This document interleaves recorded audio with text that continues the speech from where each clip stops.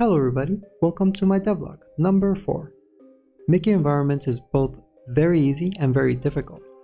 Most gamers and developers know that the most important part is the gameplay. However, it's very easy to fall into what many developers do, and that is to focus on the aesthetics of the game.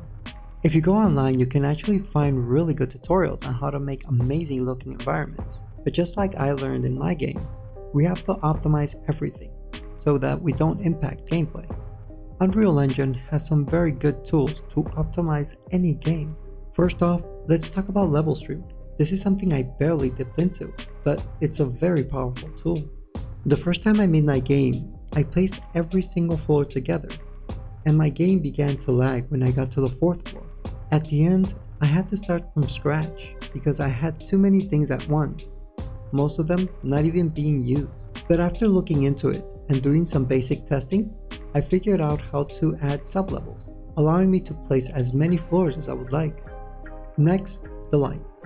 Having lights on all the time will impact performance, but we can turn them on or off depending on how close the player is. This can even be used for some really nice effects. I tried my best to keep the lights optimized, but with verticality, this can be a little tricky. Niagara particle effects also have this really nice feature where you can turn them on or off if the player is close. Since I use a lot of particle for different things, this was very essential. And then we really need to talk about the LODs and nanite. LODs are very interesting. They change the amount of polygons used on an object depending on how close you are. Since my game has a faraway camera, I was able to use very low polygons on objects. This also applies for textures that can be under 1K resolution or up to 5K or higher if you get close. I can see how many games take up so much space nowadays, but as a personal opinion, I really don't think that every single thing needs an HD resolution now. But that's just me. And finally, I have to talk about nanite.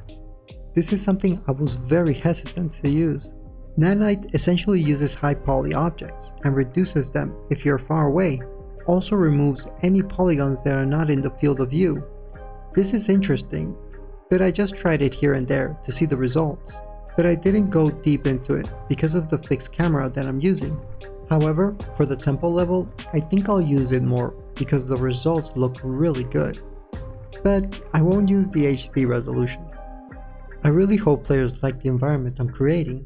But most importantly, I'll do my best to ensure that it doesn't affect gameplay. And with that, I think I'll leave this devlog here. Up next, I definitely need to talk about the sounds, something I really struggled with. But for now, thank you for watching. Goodbye.